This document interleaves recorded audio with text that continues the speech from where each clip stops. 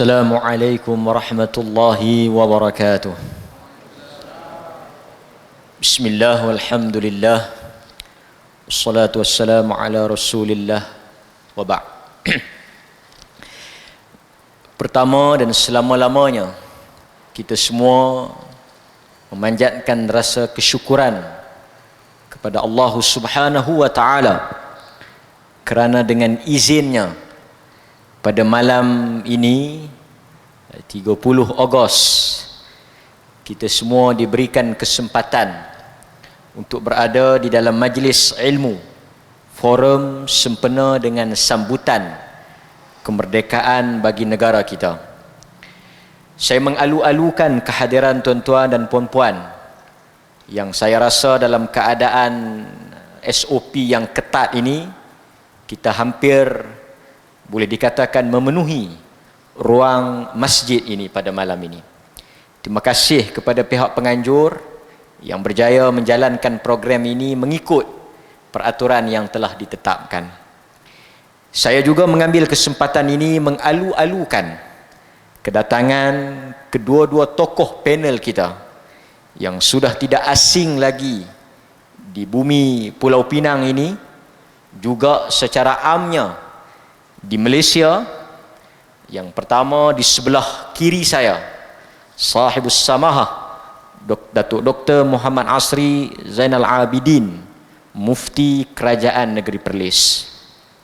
Di sebelah beliau juga tidak asing lagi seorang tokoh akademik yang banyak juga berkuliah di sini, memberikan pandangan dan pendapatnya, Dr. Muhammad Rozaimi bin Ramli, yang mana kedua-duanya ini sudah dikenali rapat oleh tuan-tuan dan puan-puan di Pulau Pinang dan di Malaysia amnya. Mungkin pengenalan itu dari aspek yang baik, positif. Mungkin pengenalan itu dari sebaliknya. Tetapi kita mengambil manfaat daripada kedua-dua tokoh besar ini yang juga akan membincangkan satu topik yang besar berhubung dengan umat yang merdeka. Merdeka seringkali kita sambut, dan kali ini kali yang ke-63. Sambutan yang ke-63.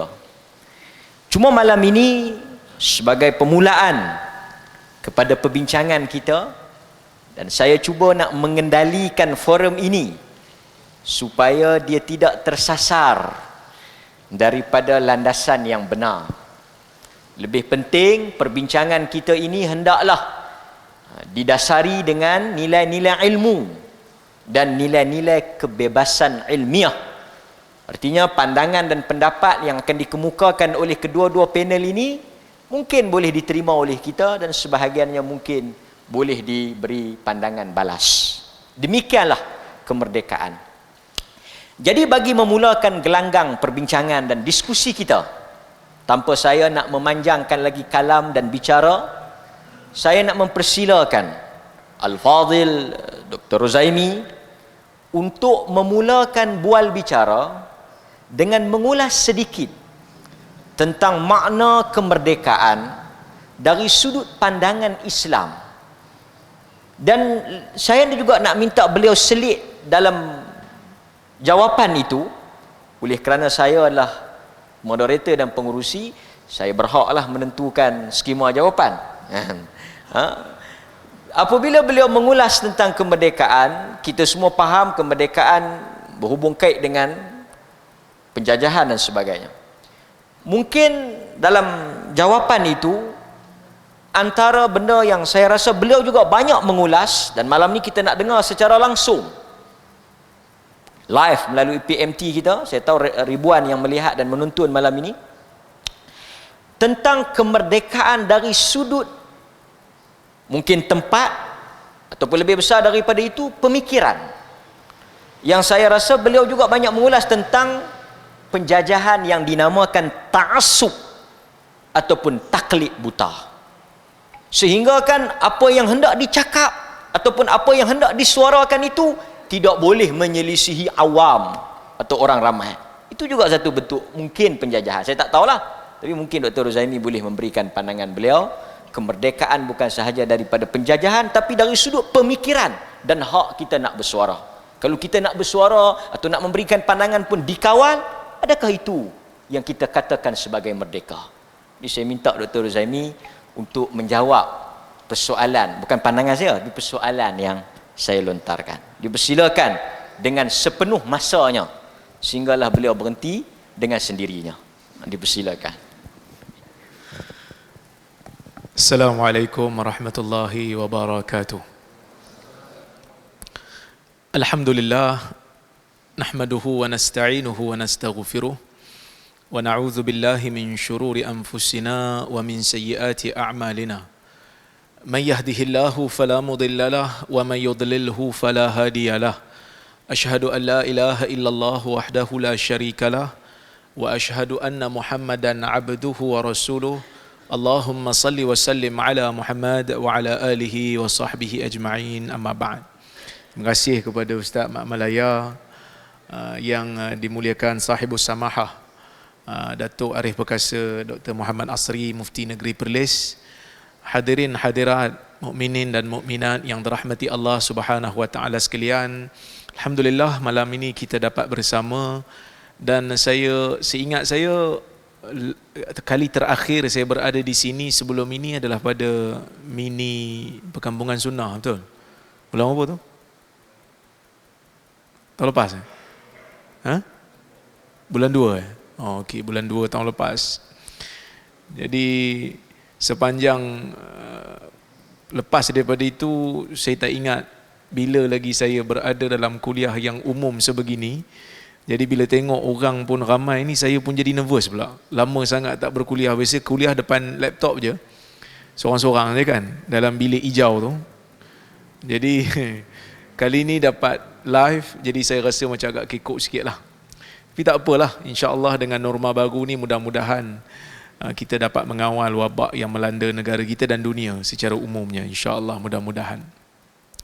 Bila bercerita tentang kemerdekaan, kemerdekaan ini biasanya orang Arab panggil al-istiqlal. Dalam bahasa Arabnya dipanggil istiqlal. Istiqlal ni maksudnya bersendirian, bebas. Tetapi bila kita tengok di dalam istilah agama, istilah agama, kemerdekaan ini lebih dekat dengan maksud al-hurriyah, kebebasan. Istiqlal tu maksudnya bersendirian dan bebas. Kenapa istiqlal tu diambil untuk menggambarkan kemerdekaan? Kerana sebelum daripada itu, kebanyakan negara-negara Islam ini dijajah oleh negara-negara barat, negara Eropah. Jadi bila Eropah balik ke negeri masing-masing, mereka meninggalkan negara Islam, diperintah dan diuruskan sendiri oleh orang tempatan. Maka mereka menggunakan maksud ataupun perkataan istiqlal yang bermaksud bersendirian mengurus negara. Tetapi saya lebih suka dengan makna al-hurriyah, iaitu kebebasan. Kerana bila kita bincang tentang kemerdekaan, ia bukan hanya sekadar nak menguruskan negara itu sendiri, tetapi kemerdekaan itu lebih luas daripada itu. Kerana ada saja negara yang menguruskan dirinya sendiri, diperintah oleh bangsanya sendiri, tetapi tidak ada unsur kebebasan pada orang yang duduk dalam negara tu. Kita ambil contoh macam negara-negara komunis. Kita ambil contoh macam negara-negara yang mana pemerintahnya menghalang rakyatnya daripada mengetahui dan berfikir dengan fikiran yang lebih luas. Oleh kerana itu, bila kita kembali kepada turas Islami, kita dapati bahawasanya kebebasan ini sememangnya diperjuangkan oleh Islam. Oleh kerana itu, tuan-tuan dan puan-puan, dalam turas ataupun dalam tradisi kesarjanaan Islam, kita dapati di sana Islam sangat membuka luas pintu untuk membebaskan hamba. Kita semua tahu hamba ni dia bukan diperkenalkan oleh Nabi Muhammad sallallahu alaihi wasallam. Walaupun orang duk kritik Islam, kenapa Islam benarkan hamba dan seumpamanya, kita kena adil dalam melihat sejarah ketika mana Islam datang ketika mana syariat Islam dibawa oleh Nabi Muhammad sallallahu alaihi wasallam. Sistem perhambaan dah ada. Sistem perhambaan telah pun diamalkan bukan hanya oleh orang Arab, bahkan seluruh masyarakat dunia dan tamadun-tamadun besar sudah mengamalkan sistem ni. Jadi bila Islam datang, dia berinteraksi dengan sistem ni untuk menghapuskan secara total bermasalah, kerana dia melibatkan harta manusia. Sebab orang beli hamba ni, hamba tu dianggap sebagai harta, dan hamba tu bukan murah lah nak dibeli. Jadi Islam berinteraksi dengan sistem ni secara berperingkat. Maka dibuka pintu untuk membebaskan hamba ni banyak. Dalam kafarah umpamanya, kafarah sumpah, orang yang langgar bulan Ramadan, siang hari di bulan Ramadan dengan berhubungan, hubungan suami isteri, maka perlu membebaskan hamba. Zihar perlu membebaskan hamba, dan banyak lagi. Sehingga kan Islam meletakkan satu hukum yang mana dalam hadis Nabi SAW menyebutkan salasatun jadduhun najad wa hazluhun najad. 3 perkara, kalau kamu serius pun jadi, kalau kamu melawak pun jadi. Yang mana disebutkan dalam hadis an-nikah wa talaq wal itaq, dalam sebahagian riwayat menyebut atau kama qali, yang bermaksud 3 perkara ni jadi sungguh. Serius pun jadi, main-main pun jadi, iaitu nikah, talak dan juga pembebasan hamba. Jadi tak boleh satu orang yang ada hamba, dia kata hari ni Marjina aku bebaskan kau. Marjina aku bebaskan kau. Dia pun siap-siap beg nak keluar daripada rumah tuan dia. Dia kata aku melawak tadi. April Fool kan. Aku prank je kau ni, aku troll je. Tak boleh. Kerana dia melibatkan hukum yang memang tak boleh nak main-main. Kerana dia melibatkan perasaan seorang hamba. Jadi matlamat sebenar manusia adalah, matlamat sebenar Islam adalah memberikan kebebasan kepada manusia. Oleh kerana itu, kalau kita melihat dalam ayat Al-Quran, Allah Subhanahu wa taala merakamkan kisah Nabi Musa bersama dengan Firaun. Nabi Musa menyebutkan kepada Firaun, wa tilka ni'mah tamunnuha alayya an abadta bani Israel. Wahai Firaun, kamu menyebutkan nikmat yang kau berikan kepadaku, kau bangkitkan tentang nikmat yang kau berikan kepadaku. Kita semua tahu, sebelum daripada Nabi Musa ini menjadi dewasa dan diutuskan menjadi Nabi oleh Allah Azza wa Jal di Bukit Tur Sina, Nabi Musa ni dipelihara oleh Firaun. Nabi Musa dipelihara oleh Firaun dalam istana Firaun. Walaupun pada peringkat awal macam Firaun nak bunuh kan semua lelaki daripada kalangan Bani Israel yang lahir, tapi akhirnya takdir Allah, orang yang dia takut tu dibesarkan di dalam istana dia sendiri. Sehingga apabila Musa menjadi Rasul, menjadi Nabi, berdepan dengan Firaun, Firaun menyebutkan tentang bagaimana dia membesarkan Musa. Maksudnya dia mengungkit tentang dia membesarkan Musa, di dalam istana menanggung kehidupan Musa. Jadi Nabi Musa mengatakan kepada Firaun, nikmat yang kau bangkitkan ini sekadar nikmat yang kau bangkitkan ini adalah sekadar kerana engkau nak alihkan isu, nak tukar topik, kerana engkau telah memperhambakan Bani Israel. Oleh kerana itu Allah Subhanahu wa taala rakamkan lagi di dalam Al-Quran. Allah menyebutkan tentang nikmat yang Allah Taala berikan kepada Bani Israel, yang mana Allah Taala sebut wa idz najjaynakum min ali fir'aun yasumunakum su'al azab, yang mana kami telah membebaskan kamu daripada kesengsaraan yang telah dibawa oleh Firaun kepada kamu. Maksudnya Allah Azza wa Jal memang ingin membebaskan Bani Israel daripada cengkaman Firaun yang telah memperhambakan Bani Israel. Oleh kerana itu kita melihat kebebasan manusia merupakan objektif utama Islam. Dan bukan hanya kebebasan dari sudut fizikal, kita melihat dalam sejarah kesarjanaan Islam, tidak ada di sana yang dinamakan sebagai ta'assub buta yang diamalkan dalam sejarah Islam ataupun yang dianjurkan oleh mana-mana alim ulama yang diiktiraf ilmunya. Sebab itu kalau kita tengok dalam sejarah, Abu Hanifah umpamanya tidak membenarkan pengikut dia ta'assub kepada dia, sehingga kan dia pernah menegur salah seorang daripada anak murid dia yang bernama Abu Yusuf. Dia mengatakan, kamu tulis daripada aku, jangan tulis melainkan kamu kena tahu bahawasanya hari ini mungkin aku menyebutkan satu perkataan, nanti esok aku mungkin akan tukar perkataan yang lain. Maksudnya jangan ta'assub buta kepada aku. Begitu juga kalau kita tengok Imam Syafi'i rahimahullah, antaranya Imam Syafi'i, dia juga merupakan di antara orang yang menentang golongan penta'assub buta. Golongan yang cuba nak ta'assub dia. Dia mengatakan bahawasanya kalaulah idza sahal hadis fa'ribu biqauli 'ardal ha'id. Bila sahih hadisku itu, bila sahih hadis daripada Nabi sallallahu alaihi wasallam, maka ambil perkataanku yang bercanggah dengan hadis, buangkannya di dinding.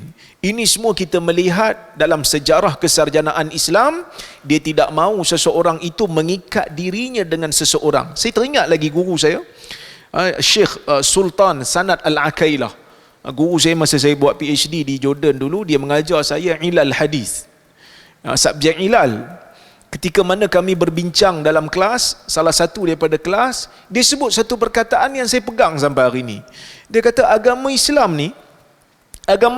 ni di sisi ahli sunnah, di sisi manhaj yang benar, kebenaran itu tidak terkumpul pada manusia melainkan hanyalah pada Nabi SAW saja. Dia tidak akan ada pada satu kelompok setiap masa kebenaran tu.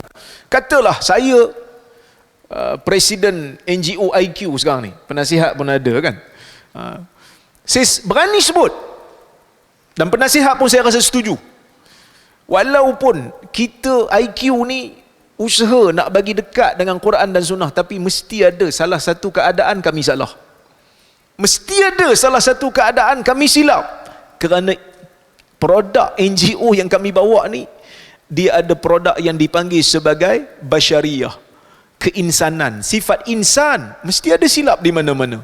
Tidak mungkin kebenaran itu terkurung dalam satu kumpulan semata-mata dalam setiap keadaan. Maka dia kata al-haq la yatamahwar fir rijal khassatan. Dia kata hak itu kadang tidak terkurung dalam satu kumpulan. Kita bukan Syiah yang percaya kepada 12 imam yang maksum. Maka kebenaran itu ada kalanya boleh ada pada mazhab Syafi'i, kadang-kadang kebenaran itu boleh ada pada mazhab Hanafi, kadang-kadang kebenaran itu boleh ada pada Maliki, dan kadang-kadang kebenaran itu boleh ada pada Hambali. Inilah kebebasan. Sebab itu kata Umar bin Abdul Aziz ketika menghuraikan khilaf di kalangan para sahabat, dia kata, "Ma nuhibbu an la yakhtalifa ashabu Rasulillah sallallahu alaihi wasallam fa innahum a'immatun yuqtada bihim fa innahum law lam yakhtalifu lakanatil ummah fi dhiq." Yang bermaksud, kami tidak suka, kata Umar bin Abdul Aziz, seorang pemimpin yang adil pada zaman tu, dia kata kita pun tak suka kalau sahabat Nabi tak berbeza pendapat dalam semua keadaan. Kerana mereka ini imam-imam, mereka tokoh yang diberikan penghormatan dan diikuti, yuqtada bihim, diikuti oleh orang ramai. Kalau mereka tidak berbeza pendapat, sudah tentu umat akan berada dalam keadaan sempit. Jadi maksudnya keluasan pemikiran tu Islam anjurkan, sehingga boleh untuk menilai dan memilih, tetapi dengan disiplin lah. Bukanlah maksud semua orang boleh tarjih, semua orang boleh nilai sendiri tanpa ada ilmu alat yang cukup lah. Tapi nak katanya boleh. Demikianlah yang dikenali dalam turas Islam. Tuan-tuan dan puan-puan yang dirahmati Allah sekalian, Allah Subhanahu wa taala mencela golongan-golongan yang ta'assub buta, taklid a'ma.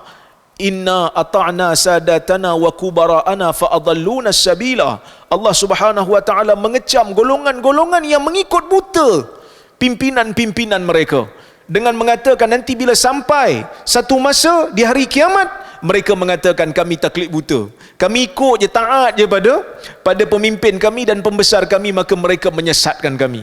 Maka Allah merakamkan siap-siap kepada insan supaya mereka menggunakan akal fikiran yang mereka ada untuk menimbang kebenaran.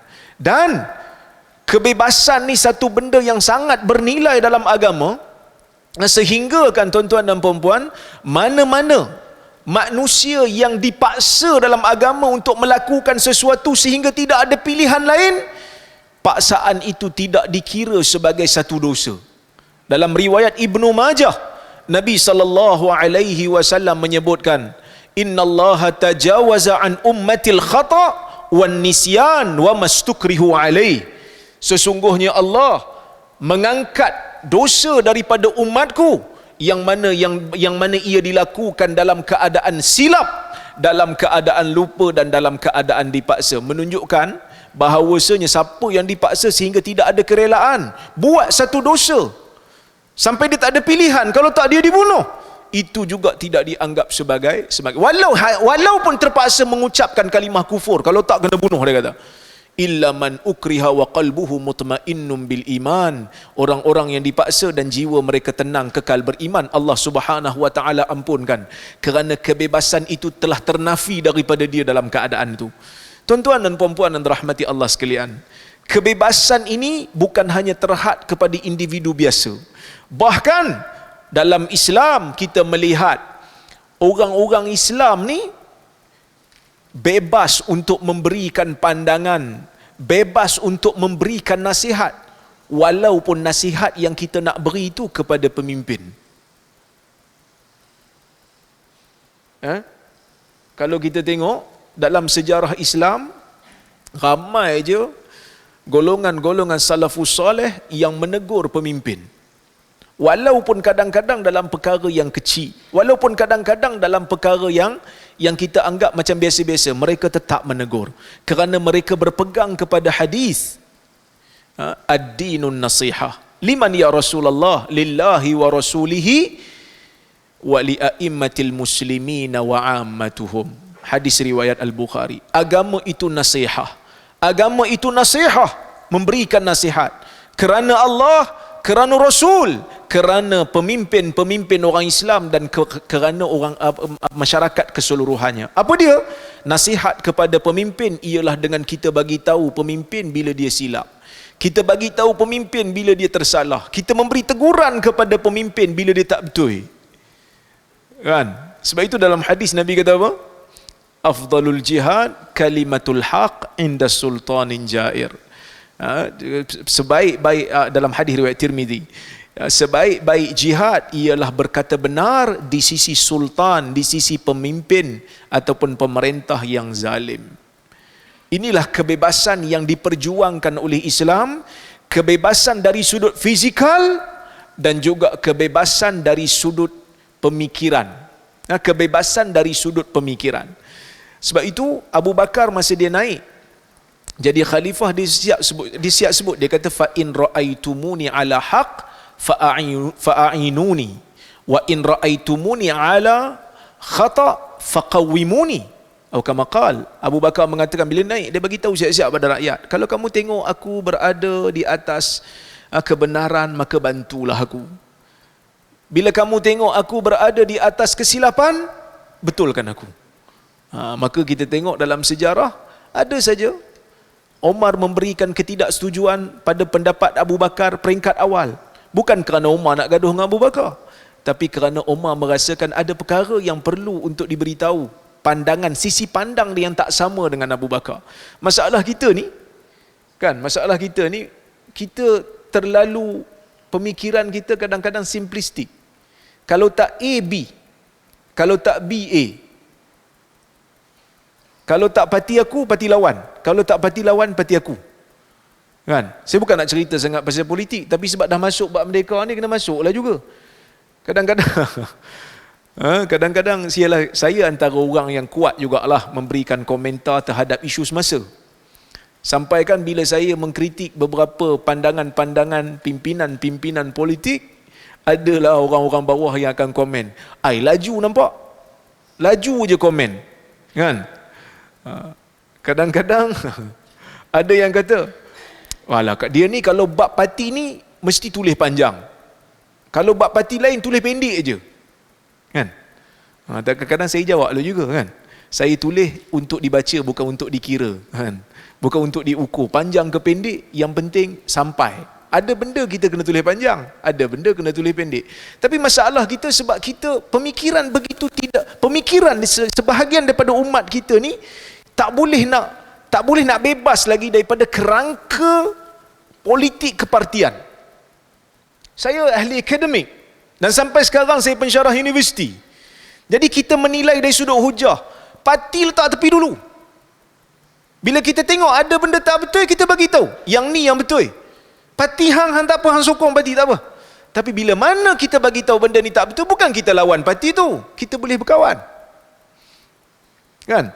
Habis tu ustaz komen satu parti je, yang lain tak nak kritik pun, saya kritik semua. Siapa yang baca page saya? Kan?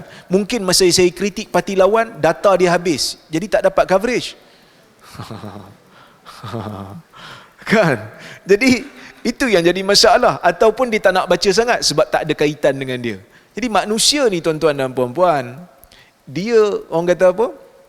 Dia hanya nak baca apa yang dia nak baca lah. Kadang-kadang dia terlepas. Jadi kita cuba gagasan yang baru ni, sebenarnya anak-anak muda ni kebanyakannya sepatutnya jangan terlalu ta'assub kepada pemikiran. Kalau dia tak setuju dengan aku, maka dia lawan aku dalam setiap keadaan. Tak semestinya begitu. Kita boleh berbeza dalam beberapa keadaan. Seperti mana kata al-Imam Syafi'i kepada Yunus As-Sadafi, kan? Ala yastaqim an nakhtalifa fi mas'alatin wa nakunu ikhwana. Tidakkah boleh walaupun kita berbeza dalam satu masalah, tapi kita menjadi saudara? Jadi tuan-tuan dan puan-puan yang dirahmati Allah sekalian, bila disebutkan oleh maksud kemerdekaan oleh Hamka, kan? Hamka dia disebut tentang kemerdekaan. Sebab Hamka ni di antara tokoh yang mana di zaman dia memang zaman kita kata penjajahan tu masih ada lah. Dia sebut tentang kemerdekaan. Dia kata kemerdekaan ni apa dia?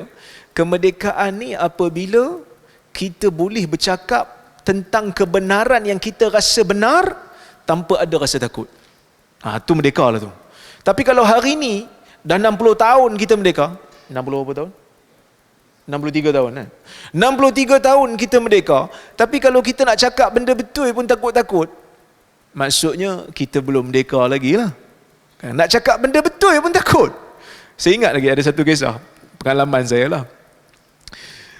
Ada satu orang hamba Allah ni, dia ada sebut pasal satu isu dalam hadis. Dia ada komen. Lepas tu dia macam kecam lah orang yang ada PhD hadis ni. Saya bukanlah nak jaja sangat. Yang ada PhD hadis ni ramai.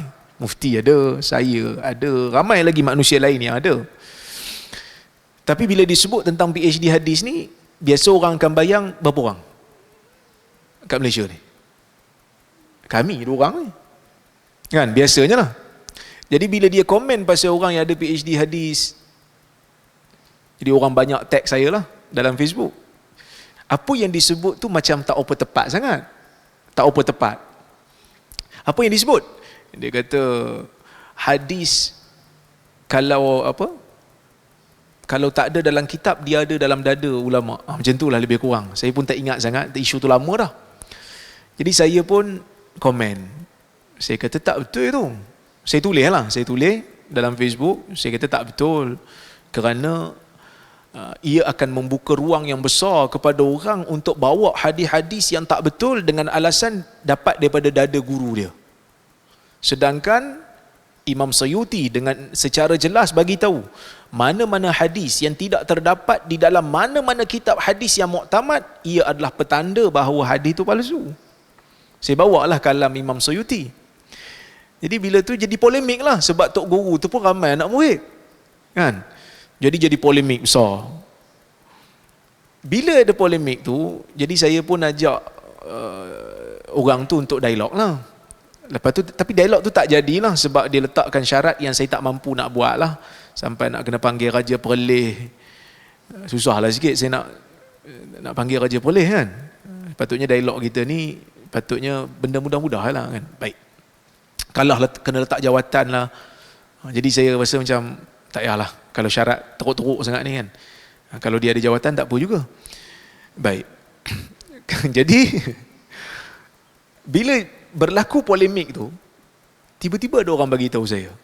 Ada kawan ni dia bagi tahu saya sembang, dia kata ramai je di kalangan ustaz-ustaz yang tak setuju dengan kawan tu, yang setuju dengan saya. Sebab dia kata pendapat tu memang tak tepat. Kan? Pendapat tu memang tak tepat. Tapi saya tanya, habis tu kenapa tak cek, pasal apa tak tegur? Takut lah. Sekarang dituduh Wahabi. Padahal ustaz tu. Nampak Jadi kadang-kadang sebahagian daripada orang agama kita pun tak ada lagi ciri-ciri merdeka pada pemikiran dia. Kan? Bahkan kadang-kadang ada yang takut pun nak ambil gambar dengan kami ni. Dia kata kalau ambil gambar ni jangan ni jangan letak kat Facebook lah, nanti orang tuduh saya sekali. Punya takut. Ada juga. Tapi itulah manusia, kan? Cuma tuan-tuan dan puan-puan yang dirahmati Allah sekalian, saya dah cerita tadi tentang kebebasan fizikal itu diperjuangkan oleh Islam. Kebebasan pemikiran itu diperjuangkan oleh Islam. Tiba-tiba kita tengok dalam hadis, sebahagian hadis riwayat Imam Muslim, Nabi SAW bersabda, ad-dunya sijnul mu'min wa jannatul kafir. Dunia adalah penjara bagi orang mukmin, dan dunia ni juga, dunia yang sama juga adalah syurga bagi orang kafir. Jadi kita jadi confused sekejap. Tadi kata perjuang kebebasan, tiba-tiba penjara pula. Maksud penjara mana ada bebas? Orang penjara, orang duduk dalam penjara, dia tak bebas, dia tak boleh keluar, dia terikat dengan undang-undang tu. Jadi maksud yang nak disampaikan di sini adalah kebebasan yang sebenar-benarnya bebas di sisi umat Islam ataupun di sisi agama Islam ialah apabila kamu menjadi hamba Allah yang sebenarnya, kamu mencari keredaan dan kebenaran yang ada di dalam dunia ni tanpa mengikat diri kamu kepada mana-mana makhluk. Ini yang disebutkan oleh Rib'i bin Amir ketika mana dia sampai ke satu peperangan di zaman Umar, kalau tak silap saya. Dia mengatakan, Allahu bata'athana linukhrija man sya'a min ibadatil ibad ila ibadatillahi wahdah. Sesungguhnya Allah yang mengantar kami, Allah yang mengutuskan kami untuk berjuang supaya kami mengeluarkan manusia daripada menyembah Allah, daripada menyembah manusia kepada menyembah Allah semata-mata. Wa min jawril adyan ila adlil Islam, dari kami keluarkan manusia daripada kejahatan agama-agama kepada keadilan Islam. Wa min dhiqid dunya ila sa'atil akhirah, dan kami nak keluarkan manusia daripada kesempitan dunia kepada keluasan akhirat. Jadi itulah sebenar-benarnya yang dimaksudkan dengan kebebasan, membebaskan diri daripada cengkaman makhluk dan mengabdikan diri kepada Allah semata-mata. Kerana kebebasan yang mutlak memang tak ada. Bahkan negara yang paling bebas, free country, dia apa kata, dia declare negara dia free country, Amerika kan, pun ada restriction. Ada juga sekatan, tak boleh buat benda ni, tak boleh buat benda ni. Tandas perempuan kalau kau lelaki tak boleh masuk, tandas lelaki kalau kau perempuan tak boleh masuk. Free country pun ada some restriction. Begitulah dunia, ada juga kekangan, ada juga undang-undang, iaitulah kita menjadi hamba Allah. Menjadi hamba Allah yang sebenarnya dan membebaskan diri kita daripada cengkaman makhluk dalam mencari kebenaran. Wallahu ta'ala a'lamu bissawab.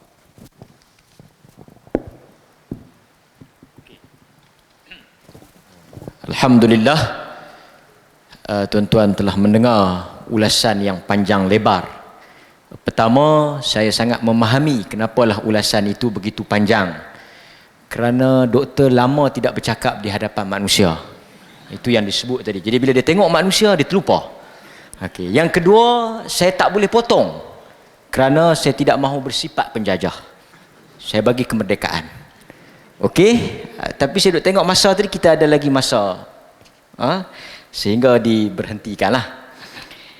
Okey, saya nak sebut sikit juga lah kan, Dr. ulas tadi panjang. Tapi saya dapat pentik satu dua benda. Satu, jangan simplistik. Maksudnya kalau doktor nampak cenderung macam ni, taklah semestinya dia sokong parti tu. Tapi doktor juga sebut tadi, kebenaran tak berada pada satu pihak. Kalau kita tukar pendapat tu kira okey lah. Mengaku salah kira okey lah. Padam kenyataan, okey. Okey. Okay, kan? Maksudnya kita boleh rujuk kepada al-haq. Itu yang lebih penting kan. Okey, sekarang kita bagi laluan kepada sahibus samahah. Juga nanti insya-Allah kalau azan kita mungkin bagi laluan dulu tu, betul Datuk sambunglah. Saya akan cuma saya nak sebut, tajuk kita ni besar. umat yang merdeka. Umat ni selalunya kita faham ramai lah. Kita faham ramai. Tetapi dalam Quran, Allah Azza wa Jal sebut sesungguhnya Ibrahim, Nabi Allah Ibrahim itu, inna Ibrahim kana ummah. Sesungguhnya Nabi Allah Ibrahim itu umat. Wal hadi hanya satu individu. Nabi Ibrahim itu satu individu tapi disebut sebagai umat. Dan kita juga melihat banyak gerakan-gerakan kemerdekaan bermula daripada gerakan-gerakan yang kecil. Dan kalau kita tak lupa Arab Spring, kejatuhan rejim-rejim di tanah Arab bermula dengan satu manusia, Muhammad Bouazizi kalau tak silap. Satu orang manusia ini dengan satu tindakan, kita tak bincang sama ada betul tak betul, tapi manusia ini telah menggerakkan manusia sehingga bertukarnya kerajaan di tanah Arab. Bermula daripada satu individu. Tapi kita tengok umat Islam. Jadi Datuk nak jawab ni, saya nak baca satu kenyataan yang Datuk tulis berkaitan dengan umat Islam. Saya tak tahulah Datuk padam ke tak padam kenyataan ni, tapi saya nak baca lah kan. Datuk sebut, namun apabila umat Islam gagal menunaikan misi ini, mereka menjadi umat yang amat hina. Belanda yang kecil menyeberang lautan menawan Indonesia yang besar. Portugis datang dengan beberapa kapal menjajah empayar Melaka. Lebih dahsyat lagi, negara-negara Arab yang besar itu yang membina tamadun yang gemilang akhirnya menjadi bangsa yang dijajah dan melutut di hadapan penjajah. Ini ditulis oleh Datuk sendiri. Dan saya cek yang terkini pun masih ada tulisan ni.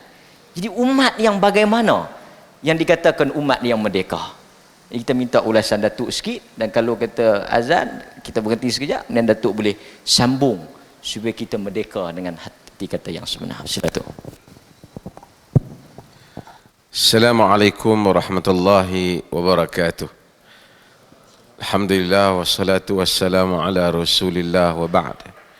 Kasihi pengurusi Al-Fadil Profesor Madya Dr. Ruzaimi Ramli selaku ahli panel, jawatan kuasa masjid, hadirin dan hadirat yang hadir di masjid ini, penonton di dalam live ini dan seterusnya. Saya pengurusi ni, saya dia ni kadang nak tanya apa dia ni. Dia petik sana, dia petik sini, nasib baik tak apa? Aero 404. Okey. Allah Subhanahu wa taala sifatkan Nabi Ibrahim alaihi salam sebagai ummah. Inna Ibrahima kana ummah qanitan lillah hanifan wa lam yakun minal musyrikin syakiran li an'ami ishtabahu wa hadahu ila sirat ishtabahu wa hadahu. Okey. Inna Ibrahim kana ummah, sesungguhnya Ibrahim itu ummah. Qanitan lillah, beribadat kepada Allah, taat kepada Allah. Hanifan, satu orang yang cenderung kepada tauhid atau seorang yang berpegang kepada tauhid. Walam yakum minal musyrikin, dia bukan di kalangan orang-orang yang musyrikin. Syakiran li an'ami, Allah Subhanahu wa taala dia itu bersyukur kepada nikmat Allah.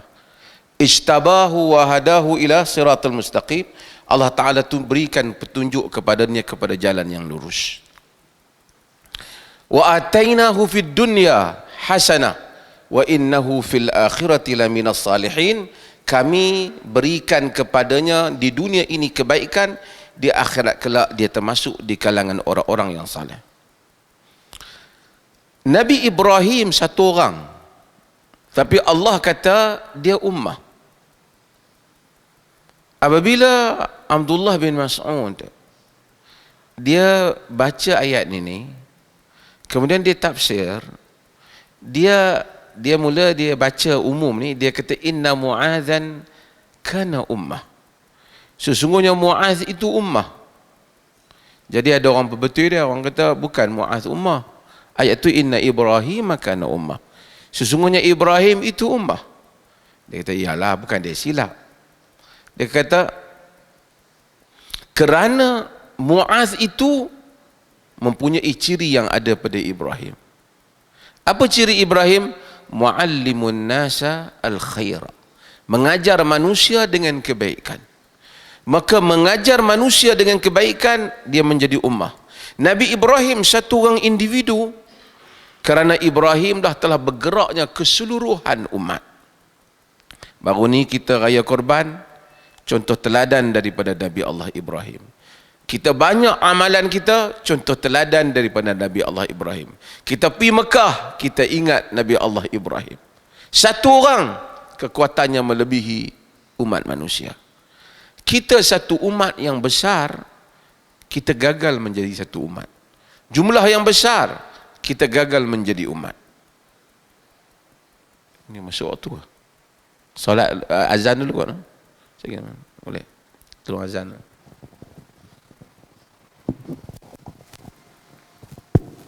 Bismillah. Kita sambung semula. Tahu nak pengusi dia?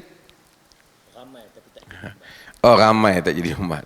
Nabi Allah Ibrahim alaihissalam, Allah kata dia satu orang tapi dia menjadi umat. Kita umat ramai tak jadi umat. Umat lah juga tapi tidak berjaya berdiri sebagai umat yang kuat. Allah kata Ibrahim cirinya qanitan lillah, beribadat kepada Allah. Hanifan walam yakun minal musyrikin, lurus, dia bukan orang musyrikin. Syakiran li an'umi, syukur kepada nikmat Allah. Ijtabahu wa hadahu ila siratal mustaqim, Allah bagi petunjuk, Allah pilih dia, Allah bagi petunjuk dia pada jalan yang lurus. Apa yang Allah bagi jadi pada Ibrahim? Allah kata, wa atainahu fid dunya hasanah wa innahu fil akhirati laminas salihin. Nabi Ibrahim di dunia kami bagi kebaikan, di akhirat termasuk di kalangan orang-orang yang saleh. Saya selalu sebut nabi ni, semua nabi, Nabi Musa kan, Nabi Ibrahim, Nabi Isa, Nabi Muhammad. Nabi Muhammad Yahudi, Kristian tak mau. Nabi Isa Yahudi tak mau. Nabi Musa Yahudi terima. Tapi Ibrahim alaihissalam, Allah takdirkan semua agama claim they are followers of Abrahamic faith. Mereka adalah pengikut kepada ajaran Ibrahim. Kuatnya brand Nabi Allah Ibrahim. Satu orang dia umat. Saya nak sebut tuan-tuan, apa yang Islam bawa kepada masyarakat manusia. Nabi kita Muhammad sallallahu alaihi wasallam dia mari dalam masyarakat Arab. Masyarakat Arab ni yang Nabi muncul di dalamnya, pada zaman Nabi muncul ada empire besar, ada. Ada Rom, ada Parsi, ada kerajaan-kerajaan lain di keliling tu. Tapi Allah tidak pilih nabinya di kalangan negara-negara besar itu. Seorang nabi yang lahir dalam satu masyarakat Arab yang tidak ada kerajaan yang kuat. Kerajaan kabilah saja. Tribal system. Sistem tribe, sistem kabilah. Wadin ghairi zi zar', kata Nabi Allah Ibrahim. Lembah kering kontang yang tidak ada tumbuh-tumbuhan. Dan orang Arab ni dia tak ada dia ada fanatik Arab dia. Tapi kalau dia lalu kawasan Rom, dia lalu dalam kawasan Parsi, dia rendah diri. Sebab itu kerajaan besar. Macam negeri-negeri miskin, pergi negeri hebat, kita rendah diri. Kan? Dan kita tahu negeri-negeri, saya pernah naik kapal terbang, sembang dengan satu orang daripada sebuah negara lah, sebut ni sensitif pula. Negara dunia yang mundur sikit lah. Kan, saya sembang dia. Dia kata, saya tanya tentang negara dia kata, aku tak tahu banyak, aku sekarang dah duduk di UK. Pasal saya bersama-sama pergi UK. Lama saya sembang, berapa bulan hang duduk UK? Baru 6 bulan, belagak tak tahu negeri dia. Macam kita kan. Sebab dia rasa rendah diri kalau sebut negeri dia. Orang Arab di samping itu yang disebut oleh Maulana Abdul Hasan Ali An-Nadwi, ditulis satu buku bagus, Kaifa Dakhala al-Arabu at-Tarikh. Bagaimana orang Arab masuk ke pentas sejarah. Kerana Arab ini dia ada puisi yang bagus, ada syair yang bagus, ada bahasa yang indah. Dia gagal menempatkan dia sebagai bahasa ilmu sehingga Islam datang. Bukan puisi Arab, puisi jahiliyah Arab, Sanfara dan seumpamanya memang hebat, tapi gagal menempatkan diri mereka sehingga Islam datang. Islam mengangkat Arab sebenarnya. Orang Arab hari ini dia takut nak brand Islam. Islam yang mengangkat mereka sebenarnya. Dahulu Nabi, Allah takdirkan Nabi pergi ke lahir dari kalangan bangsa Arab, bangsa yang tidak ada tamadun. Hadirin dan hadirat, Nabi telah berikan satu suntikan bagaimana kemerdekaan diri. Saya buat satu contoh. Hijrah Nabi, hijrah sahabat yang pertama, kalau nak cek, hari itu ada timbul antara apa? Antara pelarian dan hijrah ni, kan apa? Selamat menyambut tahun ma'al hijrah ke ma'al pelarian tu, ada timbul perbincangan tu, kan? Okey. Sebenarnya ada tempoh yang sahabat memang lari, kan? Nabi tak lari, iaitu mereka pergi ke Habsyah. Habsyah betul-betul nak mengelakkan daripada penindasan. Kerana di Habsyah bukan bumi yang subur untuk Islam, untuk 380 yang pergi ke sana, tak berkembang Islam di sana jumlah sahabat tu. Bahkan ada riwayat Ubaidillah bin Jahsh tanassar, masuk Kristian, walaupun ada orang pertikaikan perbincangan itu, tapi suami kepada Ummu Habibah. Rajanya protector, melindungi orang, Najasyi, fa inna biha malikan la yuzlamu indahu ahad. Ada raja yang tidak dizalimi di sisinya seseorang, Raja Habsyah. Nabi hantar, tak apa, mereka pergi sana. Habsyah ialah negeri Kristian, Abyssinia, dia adalah negeri Kristian. Bila sahabat-sahabat ni, dia pergi, ada yang pergi balik awal, Ummu Salamah pergi, Uthman bin Affan pergi, Uthman bin Mat'un pergi, Mus'ab bin Umair pergi, ramai pergi, ada balik, pergi Ja'far bin Abi Talib, semua pangkat bagus-bagus pergi. Tapi Islam tak berkembang, tidak seperti Madinah. Walaupun raja dia kuat, raja dia tolong, lindungi kehidupan mereka Kristian. Saya bukan nak cerita itu saja, saya nak cerita bila mereka balik daripada Yaman. Dalam riwayat Ibn Hibban, diriwayatkan oleh juga Ibnu Majah, Nabi sembang ramai-ramai balik.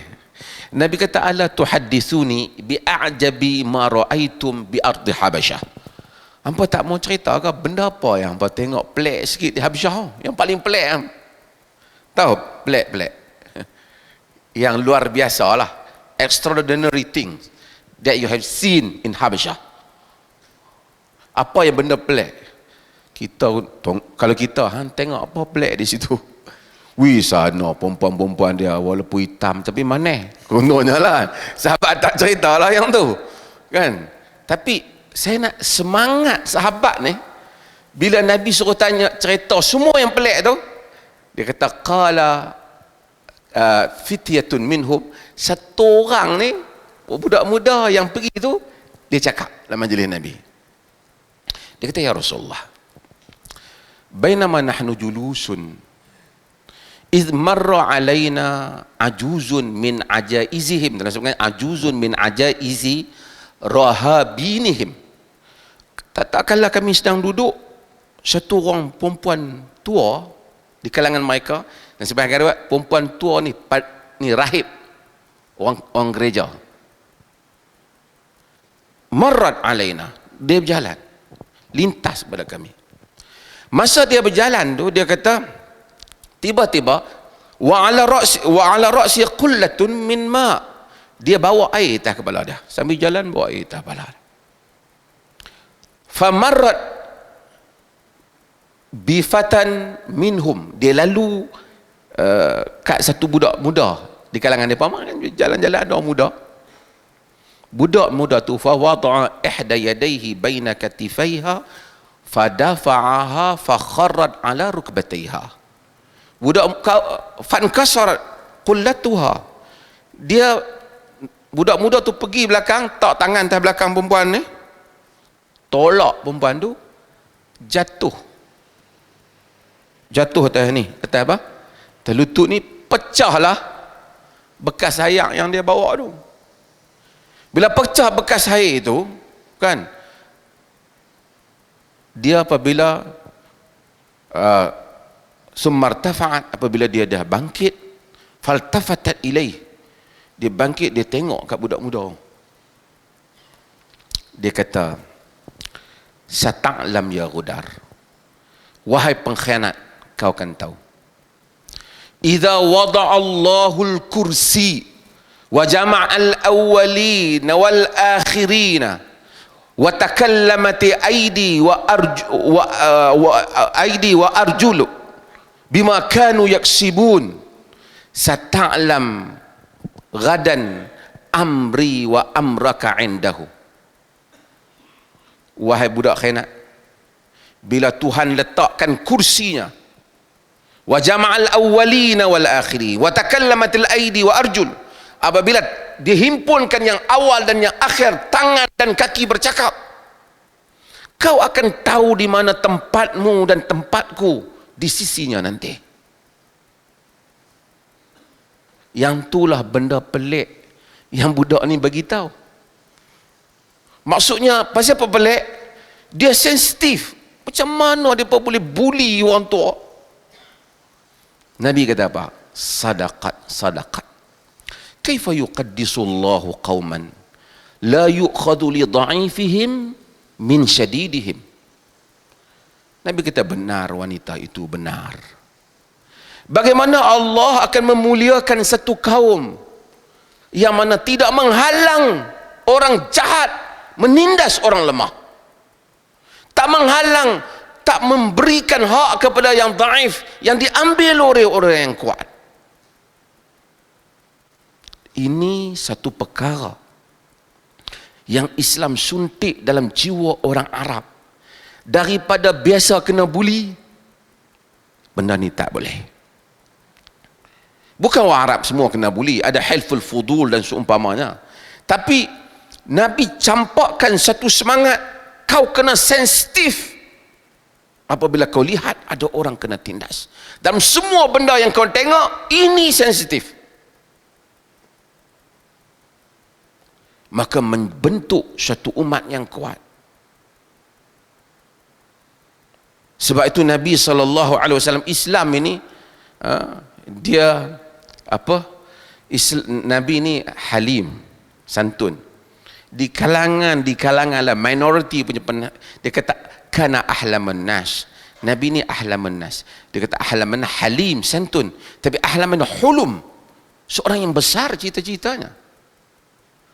Walaupun minority penafsiran itu, tetapi maksudnya Nabi SAW apabila berhijrah, dan kita semua tahu bagaimana Nabi dan Suraqah bin Malik, apabila kaki kuda Suraqah tenggelam sebelum dapat tangkap Nabi SAW, dia minta perlindungan dengan Nabi, walaupun ada perbincangan masalah bagaimana sejauh mana Umar memberikan pada Suraqah, tapi Nabi kata ka'anni bika suwaril Kisra, seakan aku melihat engkau memakai 2 gelang Kisra. Orang Arab tidak pernah ada satu andaian kepada mereka bahawa satu hari orang Arab akan dapat masuk ke tempat Maharaja Kisra, menguasainya. Macam kita katalah, Ustaz Mat Rizal, satu hari ni ingat kerusi Presiden Amerika tu nak bagi ke entah. Gila ke apa dia kata? Nabi yang dihalau keluar daripada kampung halamannya, diburu oleh kaumnya, dia menjanjikan gelang Maharaja Parsi untuk Suraqah bin Malik. Yang memburunya, Suraqah kemudian masuk Islam. Sebab itu apabila Sayyidina Umar menawan, Islam jatuh, Parsi jatuh pada zaman Umar, orang Islam melihat bangunan Parsi daripada jauh, kata Allahu Akbar, hadza ma wa'adana Allah wa rasuluhu wa sadaqallahu wa rasuluhu. Inilah apa yang Allah dan Rasulnya janjikan, benarlah Allah dan Rasulnya. Diambil, antara yang diambil itu gelang Maharaja Parsi. Ada perbincangan tentang oleh kerana Hasan al-Basri membabitkan riwayat Marasil Hasan. Tapi apapun dikatakan Umar bin Khattab telah memanggil Suraqah bin Malik dan bagi dia pakai. Ini yang Rasulullah janji. Rasulullah dah wafat dah. Ini yang Rasulullah janji pada Suraqah. Suraqah, tengok gelang Maharaja Parsi. Hadirin dan hadirat, daripada negeri yang kecil, Islam menjadi empire yang besar. Nabi meninggal dalam keadaan Parsi dan Rom tidak jatuh. Abu Bakar juga tidak meninggal dalam keadaan Parsi dan Rom tak jatuh. Tapi janji Nabi untuk menguasai, untuk menjatuhkan Rom dan Parsi akhirnya muncul. Tapi orang Islam tidak menamakan ia sebagai apa? Penjajahan. Dinamakan dengan futuhat. Sebab itu dia tak nama jajah Mekah. Dia panggil Fathu Makkah, pembukaan kota, the opening of Makkah. Pasal Islam tidak menjajah, tetapi Islam membuka. Apabila Islam masuk bagi satu kawasan, dia membuka wilayah itu sehingga wilayah itu merdeka dan kuat. Sikit sebelum saya nak pas balik, saya suka kenapa kita tak kuat. Akhirnya orang Islam empire besar yang diwarisi oleh para sahabah, daripada Mekah yang lebih kecil daripada Georgetown, daripada Madinah yang lebih kecil daripada Georgetown ini, Islam telah membuka menjadi empire yang besar. Akhirnya satu demi satu empire itu jatuh. Dan hari ini kalau orang cakap tentang kehebatan empire Islam pun, terang mana pun orang boleh cerita, kita cerita dalam majlis ni lah. Tapi kalau nak pergi beli barang sekali, tuan-tuan akan tengok, wih, ni produk US ni, lain rasanya. Ni produk Yaman ni, ingat tahun Serban tak bau kot, kan? Kerana kita hilang good branding, confident level, brand yang baik. Kadang-kadang orang tengok brand, hingga orang Arab, kita pergi di negeri dia, kita cakap Arab, dia tak berapa rasa apa. Cakap orang putih, dia layan. Dia tengok orang putih, dia layan lebih daripada kita, walaupun kita seketika lah kau duk baik sikit, kau tak tahulah. Sebab brand. Kita bercakap tentang Mu'tasim, kita bercakap tentang Khalifah Islam dulu, tapi mereka ada brand. Ketika Khalifah Islam masuk ke dalam wilayah, mereka bangga, ini tentera yang ada brand. Bila masuk, orang yang tak Islam pergi bayar jizyah dengan suka hatinya, seperti kisah di dalam penaklukan Syria. Abu Ubaidah masuk ke Syria. Apabila masuk ke Syria, tengok tentera Rom begitu besar, mereka tak mampu. Abu Ubaidah kembalikan jizyah, cukai yang dikutip kepada rakyat bukan Islam.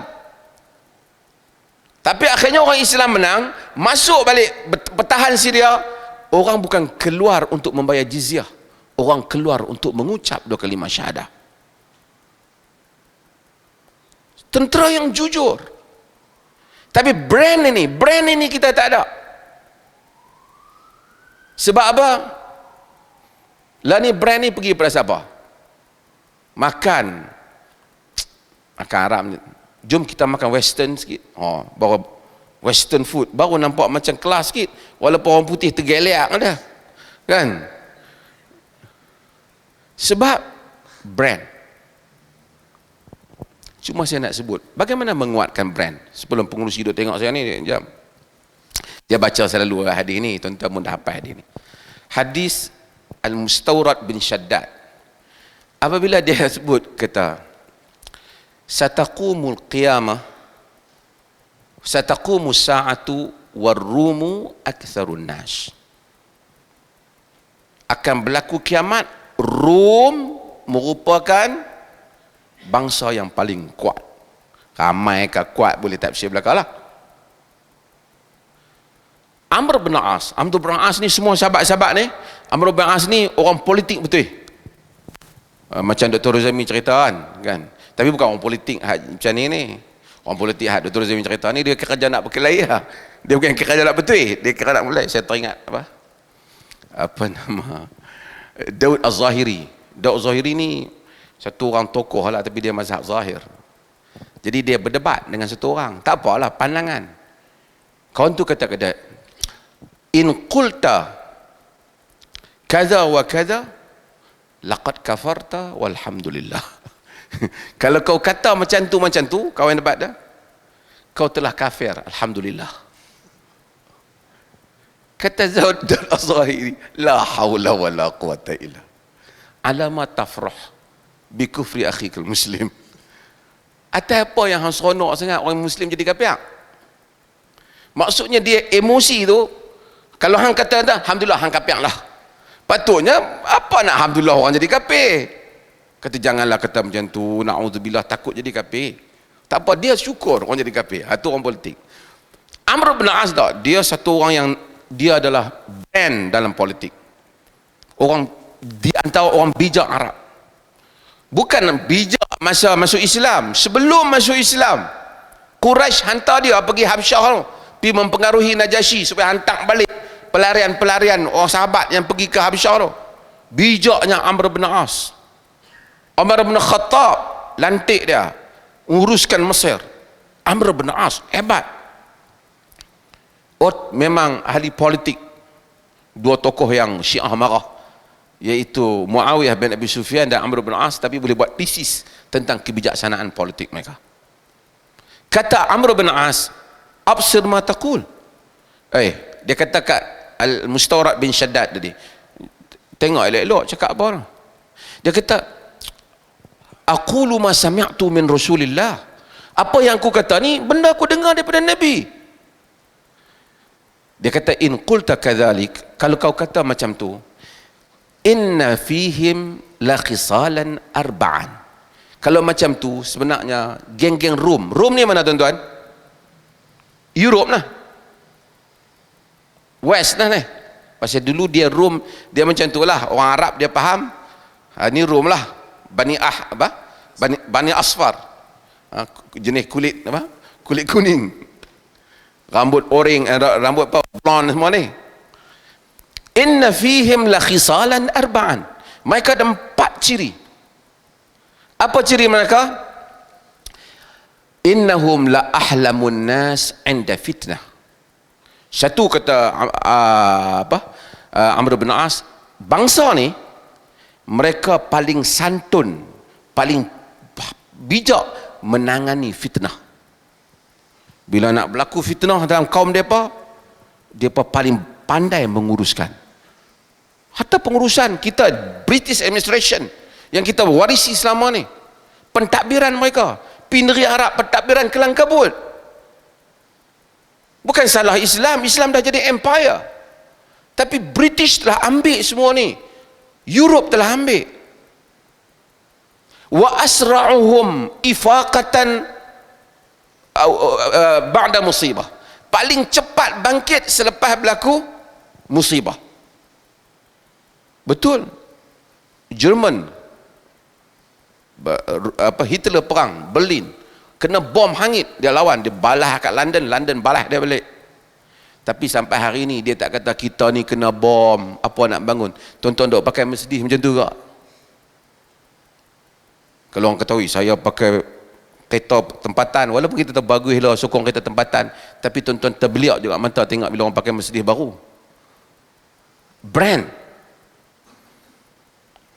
Wa ausyakuhum karrah ba'da farrah, paling cepat bertindak balas terhadap musuh.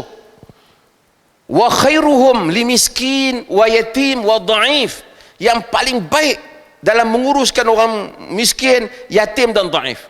Negeri kita pun bagus ya, tapi orang pergi di barat, pergi di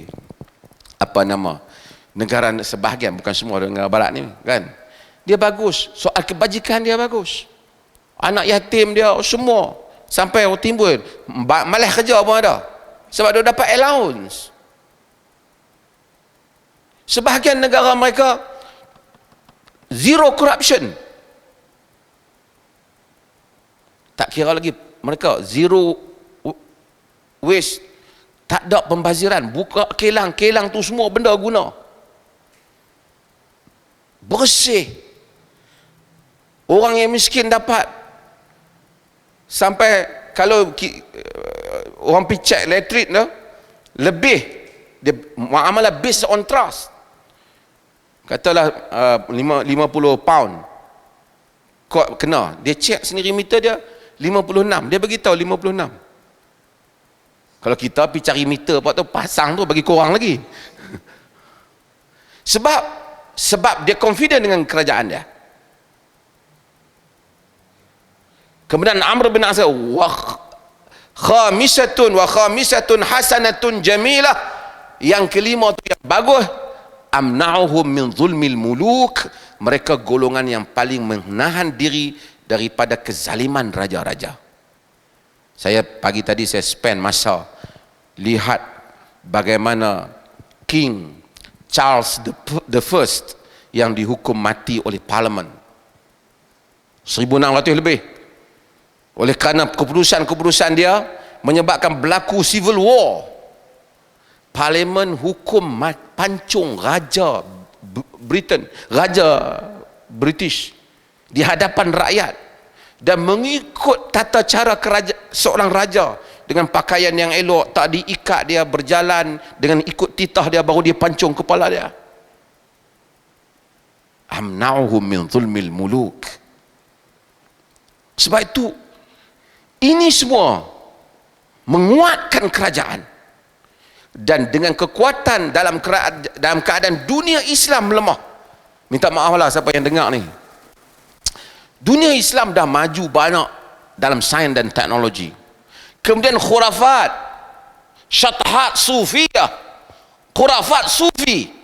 Bukan semua sufi tak bagus, ada sufi yang bagus jika ia membabitkan pembersihan ruh. Tapi khurafat, jampi, ketika barat ambil teknologi Islam, yang Islam duduk di Andalus, sampai nak bezakan. Sebab tu apabila Kristian ambil balik Andalus, nak tahu mana rumah orang Islam dan mana rumah orang bukan Islam. Rumah orang Islam tu ada tandas di rumah dan bersih, pasal mereka solat, mereka berwuduk, mereka nak di rumah mereka. Sama ada mendengar hainamatul Quran tutla, mendengar dengungan Quran yang dibaca, ataupun ada tandas dalam rumah mereka. Majunya orang Islam. Padahal ketika itu Andalus tu, di ujung tu, dia panggil Maghrib tu, panggil Morocco tu Maghrib. Dia tak so popular seperti Baghdad, ataupun tak so popular seperti Hijaz. Hijaz ni di belah Mekah ni. Tuan-tuan faham cerita saya ni? Kasih seronok seorang-seorang nak cerita. Saya sebut bila ada Ibn Hazm al-Andalusi, dia macam tokoh, sebahagian tokoh-tokoh lah kan, dia duduk di Maghrib, dia duduk di belah Andalus ni. Di Andalus ni masa tu Facebook semua tak ada lagi kan, maka dia taklah so popular. Ilmu dia hebat, kitab dia kena bakar. Biasalah kerajaan, masa kitab Imam Ghazali pun kena bakar juga di Andalus, dibakar oleh Yusuf bin Tasfin dengan fatwa yang dikeluarkan oleh mufti terbesar umat Islam ketika itu yang bermazhab Asy'ariyah, itu Qadi Ibn Hamdin. Yang saya nak ceritanya ialah Ibn Hazmin kata apa?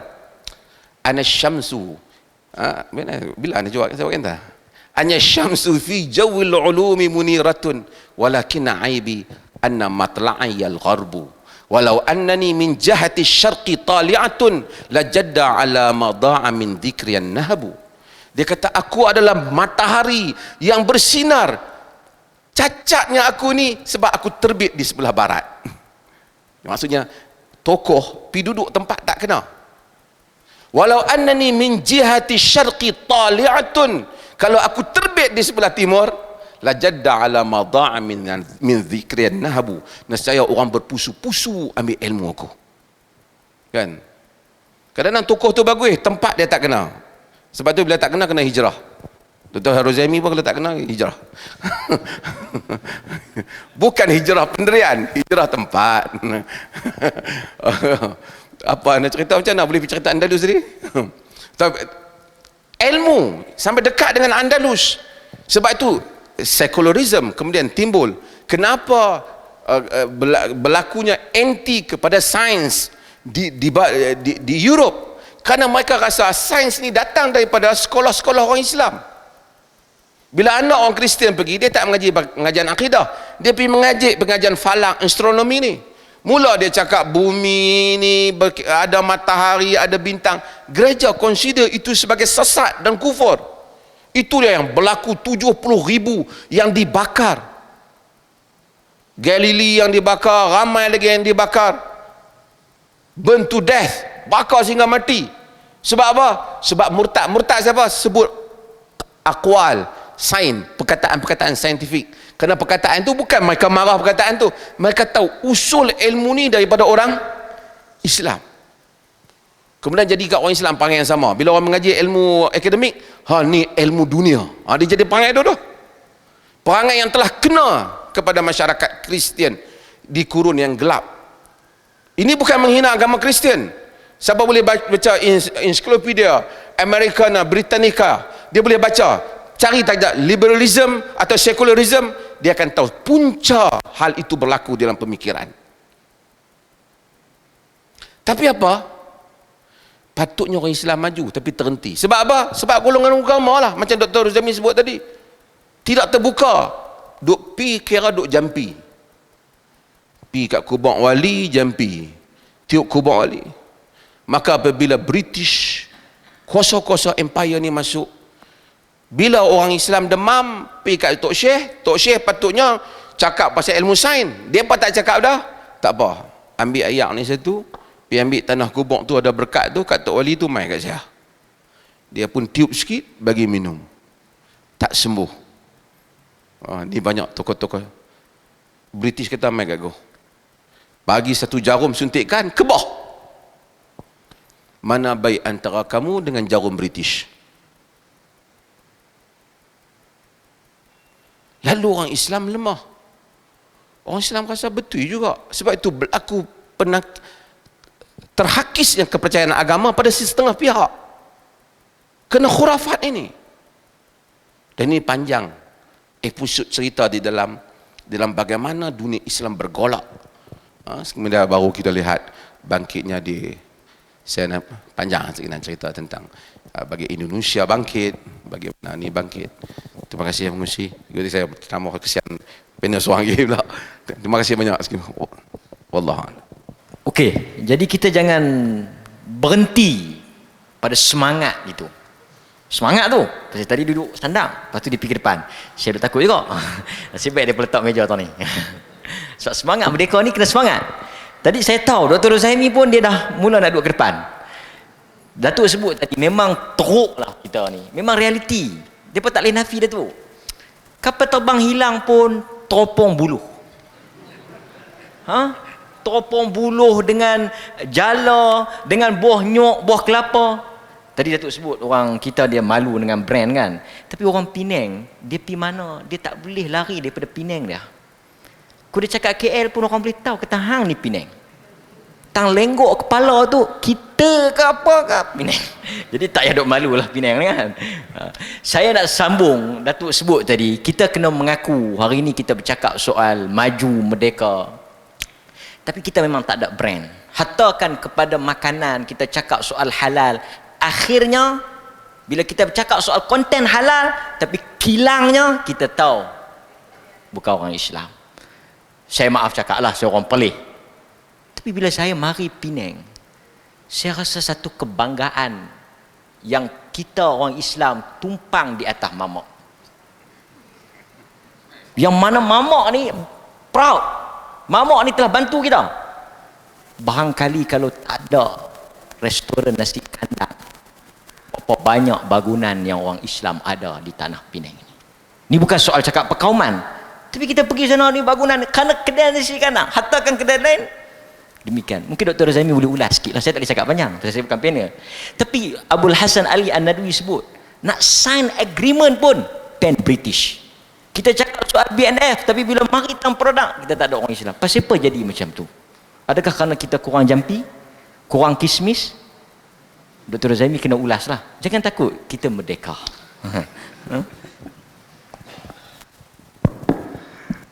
Baik, terima kasih kepada Ustaz Mat Malaya. Saya teringat satu nukilan daripada Abul Hasan Ali An-Nadwi ketika mana dia ditanya berkenaan dengan Islam yang hebat, tetapi kenapa melahirkan umat yang begitu mandom pada hari ini. Kan? Kalau kita dengar cerita tadi berkenaan dengan sejarah umat Islam, hebat. Ketika mana Abdul Rahman Ad-Dakhil masuk ke Andalus, membina tamadun yang mana pada asalnya orang Eropah tu memang tak ada tamadun pun dekat Andalus tu. Tapi membina tamadun, membina ilmuwan-ilmuwan. Bahkan tanah Arab tu sendiri kering kontang. Kan? Sumber air pun tak ada. Tiba-tiba akhirnya membina satu tamadun yang menguasai ilmu yang pelbagai. Sehingga hari ini ilmu yang telah disusun oleh umat Islam itu menjadi rujukan utama bagi Barat. Abul Hasan Ali An-Nadwi kata, ada satu tugu yang hebat. Tugu tu simbolik kepada seorang wira dalam sejarah yang mana dia hebat. Tetapi tugu tu akhirnya kena berak dengan burung. Moderator dia macam tak nak nampak sangat kan. Apa nak gimana ni kan. Tugu tu memang hebat berdasarkan kepada orang yang hebat. Maksudnya orang hebat dibuat tugu. Dalam sejarah ni, mana-mana orang hebat, kalau budaya barat lah, Islam tak boleh lah buat tugu-tugu patung-patung ni. Tapi kalau satu tokoh yang hebat di barat, dia akan buat tugu, peringatan. Orang tu hebat, dibuat tugu. Tapi tugu tu bila berlalu zaman, datang burung berak. Burung ni penakut je. Bukan ada kuasa apa pun burung. Kita halau dia lari. Kadang-kadang kita nak bagi makan pun dia lari. Burung. Tapi dia boleh berak kat tugu tu. Kerana burung tu real. Tugu tu hanya tugu yang tak bergerak. Kita ada sejarah yang begitu hebat. Tapi kalau sejarah itu tidak dihayati dan diamalkan, kita macam tugu tu lah. Pernah jadi hebat. Tetapi hari ini kita kena berak dengan orang. Sebab apa? Sebab kita hanya bangga dengan tugu tu. Islam, apabila dia datang, dia menyelesaikan masalah dunia yang mana sebelum ni ada manusia membina tamadun, betul, tetapi tamadun yang ada penuh dengan kezaliman. Rom pada masa tu seronok jadi hiburan bunuh hamba, gladiator. Tamadun yang dibina tidak begitu kuat, hanya dengan kerahan tenaga. Bila datang, ambil kekayaan, bawa balik ke negara, bawa balik ke Rom dan menghina orang kawasan tu. Tetapi Islam datang, Islam menyelesaikan masalah tu. Islam kata apabila kamu berjuang, sebab itu Datuk Mufti kata tadi, dia bukan jajah, dia bukan isti'mar, dia bukan ambil kekayaan negara tu bawa balik. Seperti mana pesan Nabi kepada Muaz, tu'khadhu min aghniyaihim wa turaddu ila fuqaraihim. Kekayaan tu diambil daripada orang kaya di kalangan mereka dan dipulangkan semula kepada orang miskin di kalangan mereka. Bila Islam buka mana-mana negara, dia tak panggil jajah, dia tak hina orang yang ada pada kawasan tu, tetapi dia memberikan kebebasan. Bahkan dalam perjuangan Islam, benda ni yang ditekankan. Apa dia? Bila kita berjuang untuk agama ni, bukan berjuang untuk mufti, bukan berjuang untuk ustaz, berjuang untuk Allah. Jadi bila mana sesiapa saja yang berjuang untuk agama, dia tak rasa dia menaikkan nama individu. Sebab itu Nabi SAW sangat-sangat sensitif bagi orang-orang yang nak angkat dia lebih daripada martabat Nabi. Sebab itu Islam ni dia tak ada bawa lambang. Saya ingat lagi seorang guru saya, salah seorang daripada guru saya dan akhirnya menjadi menteri, Syekh Muhammad Al-Qudah, menjadi menteri agama di Jordan, menteri beliau, dia orang syariah. Dalam satu ucapan dia sangat bersemangat ketika dia datang ke University of Jordan, Perkataan itu sangat lekat dalam jiwa saya sampai hari ini. Dia kata Islam, apabila mereka datang, apabila orang-orang Islam ni berjuang, membawa mission agama untuk enlighten the people, untuk memberikan pencerahan kepada manusia, dia bukan bawa dia bukan bawa message individu, dia bawa message Allah. Kamu berjuang kerana Allah. Aku berjuang ni bukan kerana aku nak angkat tokoh ni, tapi kerana Allah suruh. Sebab itu Rabi'i bin Amir ketika mana ditanya, dia jawab benda yang tu lah. Kami nak keluarkan manusia supaya sembah Allah. Jadi kalau orang katalah dalam mana-mana mission, kita nak angkat satu nama, berjuang je nak angkat orang ni, berjuang nak angkat ni. Ada orang kata, alah kalau kita berjuang pun dia yang glamour. Bukannya Islam yang glamour, bukannya kita tak. Bila dalam perjuangan agama, nak membawa mission agama, Allah Azza wa Jalla suruh kita, tanggungjawab kita. Sebab itu Nabi SAW bila membuka kota Mekah, kepala Nabi tunduk sehingga sampai ke pelana untanya, kerana bersyukur kepada Allah, kerana mission yang dibawa oleh Nabi adalah meninggikan kalimah Allah, la ilaha illallah.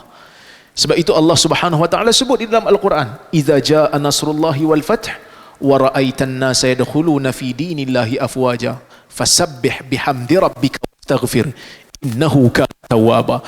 Apabila datang kepada kamu kebenaran, kepertolongan daripada Allah dan pembukaan kota Mekah, kamu akan lihat manusia ramai masuk, berbondong-bondong masuk ke dalam agama Allah.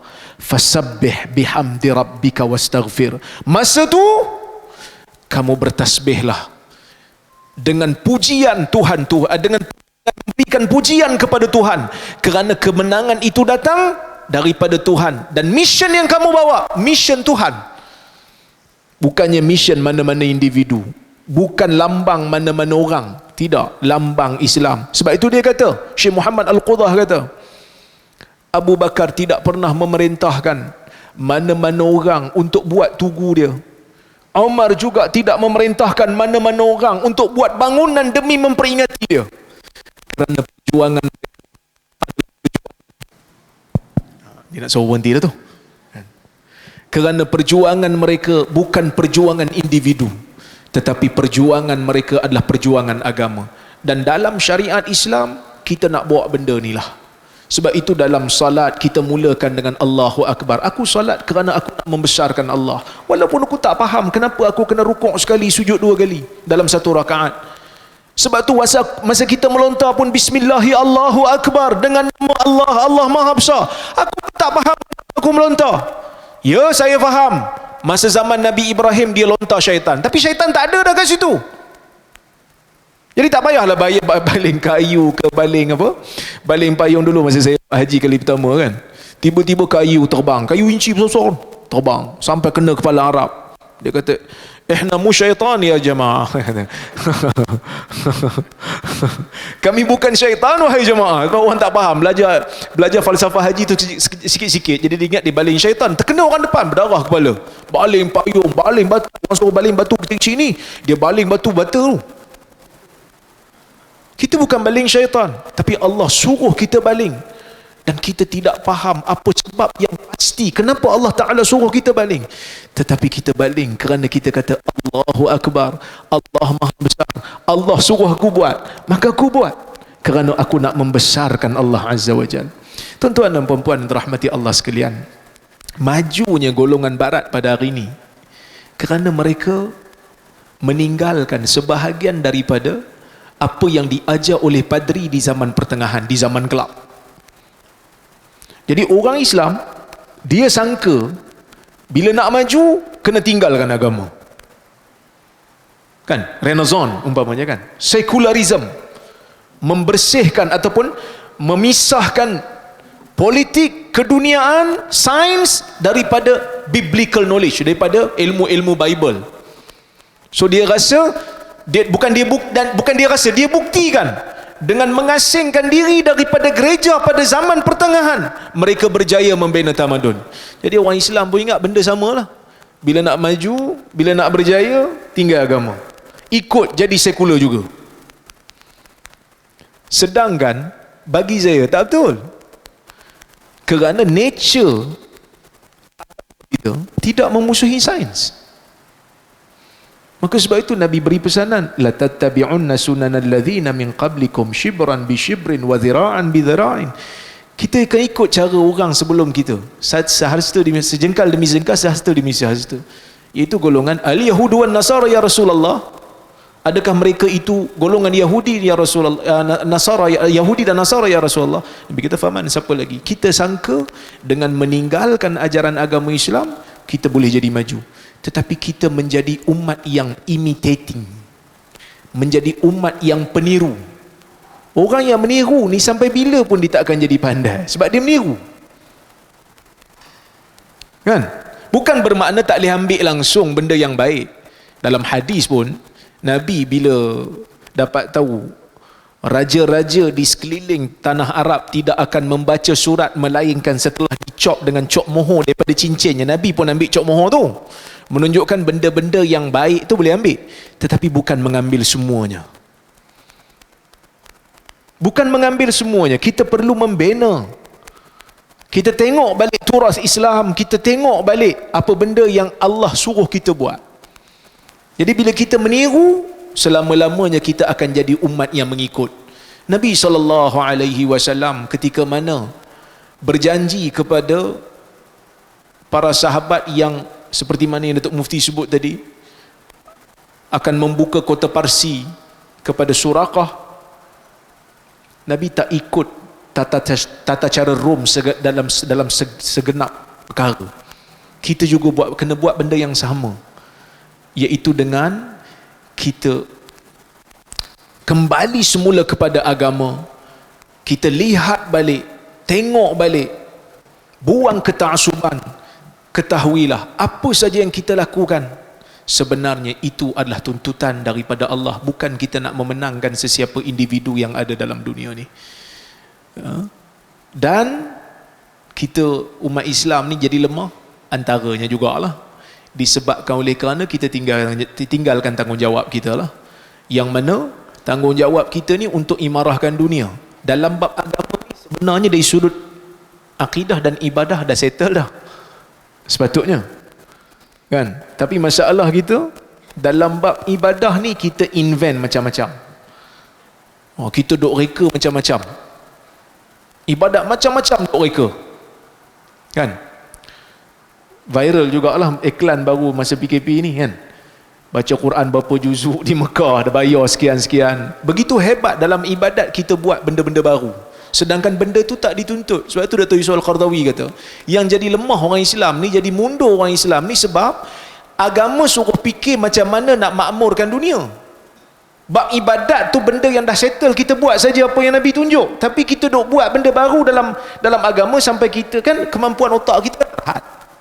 Bila banyak fikir benda baru dalam agama, duk buat benda-benda bid'ah, kan, cari kubur Tok Syekh ni, cari kubur Tok Syekh ni, nak pergi buat benda-benda khurafat dan bid'ah, maka kita menjadi lembab, menjadi lambat, menjadi umat yang sangat stagnan dalam masalah dunia, sehingga kita tak mampu nak buat senjata sendiri, sampai kita tak mampu nak bina teknologi sendiri.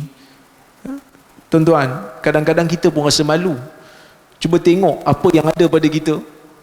Kadang-kadang semua benda bukan orang Islam yang buat. Kepit kuku pun Cina buat, kan? Negara Cina buat. Benda-benda kecil je kita tak mampu untuk buat. Jadi sebab itu kita kena ubah diri kita. Bukan hanya orang agama kena bercakap dalam masalah ni, semua orang yang namanya muslimin kena melibatkan diri dalam nak membangunkan umat. Mudah-mudahan kita semua insya-Allah akan menjadi umat yang merdeka. Wallahu subhanahu wa ta'ala. Okey, tuan-tuan, ni tak habis lagi. Sebab kita malam merdeka, dia punya kemuncak dia jam 12 lah. Tuan-tuan kena terima lah pasal malam merdeka. Jadi kita kena tunggu detik tu 12, 9.30. Maksud lambat lagi lah, kerana kita akan menyambut bersama-sama di masjid ni. Okey, Okey, soalan sebagai kesimpulan kemuncak daripada Sahibus Samahah. Dah kita dengar tadi Dr. Zaimi sebut, memang kreatif kita dalam soal agama, sampai benda yang Nabi tak terfikir, tak ajar kita boleh terfikir. Memang hebat lah, kan? Banyak benda lah kita nak bagi contoh, kan? Di kubur mereka pasang solar, generate terus tenaga, boleh baca Quran secara shift. Ini satu kecanggihan, tak perlu dah orang pergi baca. Sekarang dia pakai teknologi. Banyaklah, tapi benda-benda yang macam tu. Soalan kepada Datuk ni tentang ulasan PRK Slim. Bukan soal PRK Slim. Walaupun saya tahu ramai orang duk tertunggu-tunggu. Malam ni malam merdeka. Kita kena harmoni lah kan. Dalam sejarah, bila kita sebut Islam, kita tak boleh lupa satu-satunya keajaiban dunia. Penjajah menganut agama orang yang dijajah. Dalam sejarah dunia tak pernah berlaku. Tetapi dalam Islam, Empire Mogul, tuan-tuan tahu kan Mogul, Empire Tatar, kerajaan bukan Islam yang masuk ke Baghdad. Apa kesudahannya? Orang Tatar akhirnya memeluk. Hebatlah. Maksudnya daripada dia penjajah, akhirnya dia masuk Islam, ikut agama orang yang dia jajah. Benda ni berlaku dalam sejarah orang Islam. Datuk tolong simpulkan supaya mungkin satu hari nanti kita boleh saksikan kejadian ni berulang sekali lagi. Terima kasih. Okay, bismillahirrahmanirrahim. Boleh saya cerita sikit cerita? Boleh Tak dah sampai berapa minit je. Saya bukan ada gaji, tak ada allowance. Dilantik jadi duta pelancongan Uzbekistan. Pelancongan ni lah Islamic Tourism Uzbekistan. Adalah pergi Uzbekistan, pernah bawa ajak Dr. Ruzaimi pun pergi. Sekarang saya nak cerita Uzbekistan. Saya nak cerita di Uzbekistan tu ada kawasan dia Samarkand. Samarkand ni orang kita dulu-dulu bila baca kitab ada dengar nama Abu Lais Ar-Samarkandi, kitab Tanbihul Ghafilin. Ada masjid-masjid baca, cuma kitab tu dia banyak hadis palsu. Tapi tak apalah. Satu bab lain, bab hadis. Dia kitab yang niat dia bagus, tapi hadis-hadis tu tak ditapis dengan elok. Tapi Samarkand ni adalah satu wilayah orang Islam. Kita tengok Bukhara, Samarkand, tu kawasan-kawasan tu lah. Tempat Imam Bukhari, tempat Yahya bin Yahya Al-Laisi, tempat ramai tokoh-tokoh yang di sana. Islam ni dia masuk ke Samarkand. Panglima yang dia masuk ialah Qutaibah bin Muslim Al-Bahili. Nama panglima tu. Depa ni oleh kerana Samarkand ni kaya. Bumi cantik, harta banyak. Islam ni dia bukan penjajah. Dia tak boleh pergi duk jajah orang. Kalau dia nak masuk satu tempat, pertama dia akan buat apa? Dia seru depa tu kepada Islam. Ajak masuk Islam. Hantar surat, dakwah. Kalau dia tak nak, dia lindungi mereka di bawah kuasa dia lah, jizyah. Kalau dia memang nak berkelahi lah, barulah dia masuk. Dia masuk tu bukan kerana dia nak rakus tu, kerana dia nak membebaskan rakyat agar boleh menganut agama secara bebas, untuk menghalang tangan-tangan siapa gerangan daripada mencegah manusia daripada menerima agama. Freedom lah, dia free kerana dia bukan bertujuan nak jajah. Cuma Qutaibah bin Muslim Al-Bahili, bila dia pergi sana, dia tengok bumi ni kaya, dia tak buat semua benda tu. Dia masuk terus ke Samarkand dengan tentera. Jadi tentera berkuasa lah di Samarkand dengan memakmurkan negeri tu. Orang pun tak kata apa lah, dah berkuasa. Lama-lama rakyat Samarkand yang bukan Islam ni, mereka dah mula mengaji tau. Mereka tahu rupanya apa yang tentera Islam buat tu salah. Masuk negeri kita tak bagi warning dulu. Apa mereka buat? Mereka hantar satu wakil mereka pergi ke Dimashq, ke Damsyik.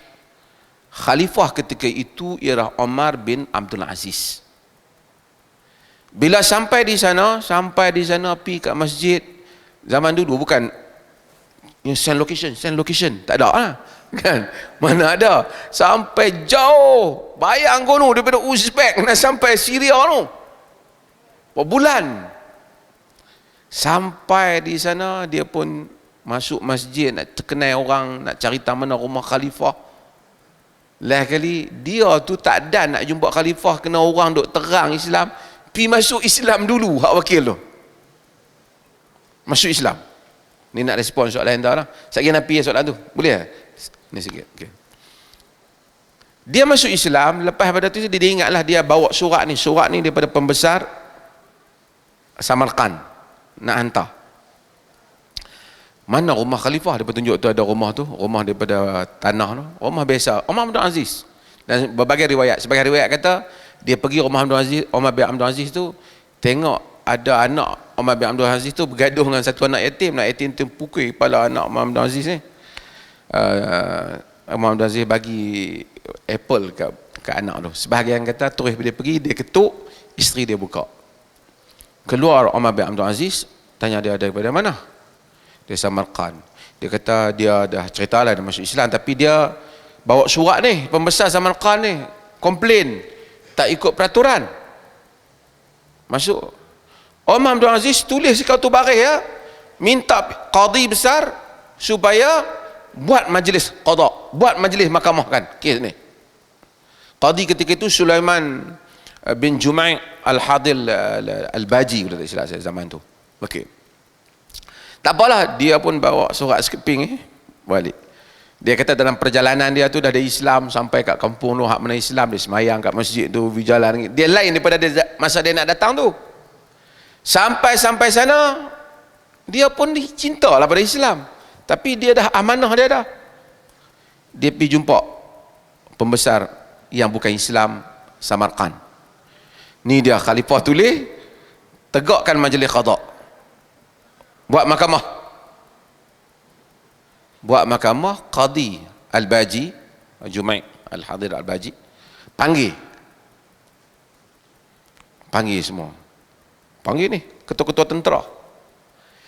Dia orang punya duk fikir jauh berbulan nak pergi hantar surat, khalifah tulis 2-3 perkataannya. Nak boleh buat apa dengan 2-3 perkataan, tentera beribu dah berapa bulan dah duduk tentera ni, tahun dah, bertahun duduk ni. Panggil qadi tanya, betul ke hampa tak bagi warning dulu masa masuk Qutaibah, tak bagi warning? Tanya, Qutaibah kata tak bagi warning kan, kalau kita bagi warning dia bawa lari habis harta negara ni kan, masa tu tak ada awak lari file. Kata qadi, nahnu kharijina fi sabilillah, walasna kharijina linaftahil ard asran wa batran. Sebenarnya asyaran wa batran. Kita keluar kerana jalan Allah. Bukan kita keluar untuk jadi orang yang merampas something di atas muka bumi. Keputusan mahkamah sebelum terbit matahari, tenggelam matahari, semua tentera keluar daripada Uzbek, daripada Samarkand. Keputusan mahkamah. Kata riwayat, orang Samarkand tak sangka beribu-ribu tentera, akhirnya sebelum matahari tenggelam tidak tinggal seorang tentera pun di Samarkand keluar. Padahal dah kuasai dah, bina macam-macam dah. Keluar, hantar surat balik menyeru kamu kepada Islam. Masuk yang kali kedua itulah yang dikatakan rakyat Samarkand menganut Islam secara besar-besaran. Itu beza antara penjajah dan fatihin, para pembuka kota. Dan kekuatan akidah dengan segala keajaibannya. Monggol lah, atau Monggol kan. Kita ramai tak kenal Monggol ni. Masa Tan Tuya mai dulu baru dia kenal.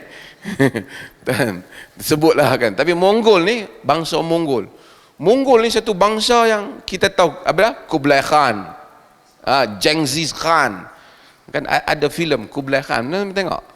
Tak payah pergi carilah. Saya ada. Okey. Ini Mongol ni satu bangsa yang dahsyat.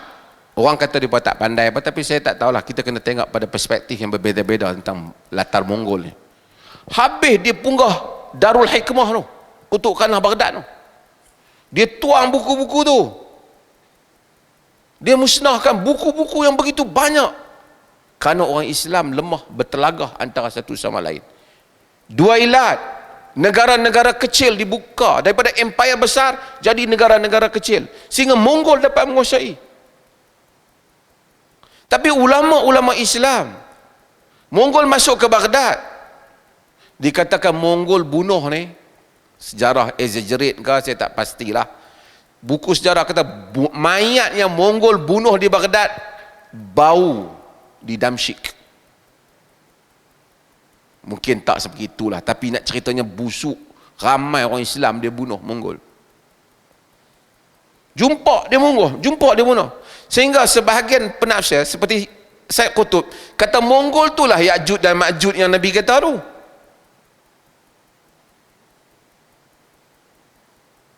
Punya dahsyat apa yang Mongol buat. Cuma apabila dia masuk ke Damsyik, walaupun orang marah, di sana ada Ibn Taymiyah dan pasukannya yang bangkit menentang Mongol. Walaupun Mongol berjaya, tapi ulama kekal. Mongol panggil para ulama nak endorse apa yang dia buat. Buat majlis jamuan, ulama-ulama pun makan. Kata Ibn Kathir, Al-Bidayah wa Nihayah, Ibn Taymiyah tak makan. Dia seorang tak makan. Mongol kata pasal yang tak makan. Dia kata kau ambil harta benda orang Islam, kemudian kau jamu makanan ni, kau nak suruh aku makan? Aku tak boleh makan. Kau rampas harta orang dengan cara yang salah. Ulama-ulama yang ramai yang sebahagian dengar, mereka angkat jubah mereka bagi tinggi sikit. Ibn Taymiyah tu pasal abang angkat jubah hang. Kami bimbang kalau dia pancung kepala hang, satgi darah hang kena jubah kami. Jubah dia pikir. Umat dia tak pikir. Ibn Taymiyah mengepalai hasil daripada ketegasan orang Islam. Akhirnya Mongol yang menjajah menganut agama rakyat yang dijajah. Walaupun Mongol ada kesalahan-kesalahannya, dan kita tahu itu semua kerja Mongol sampai ke India tu, empire sampai ke India tu. Apa yang terkenal di India? Taj Mahal itu ada kaitan dengan raja-raja Mongol. Yalah, bukanlah betul ingat dia buat tu, tapi maksudnya panjanglah. Saya nak ceritanya demikian umat yang kuat, brand yang kuat. Kita hari ini takut tengok Bible bahasa Melayu ke apa, takut anak-anak orang Islam jadi Kristian, padahal duk baca Quran tiap hari tak kuat Islam. Takut tengok An-Nasir ni, takut nanti orang Islam akan, sentiasa takut.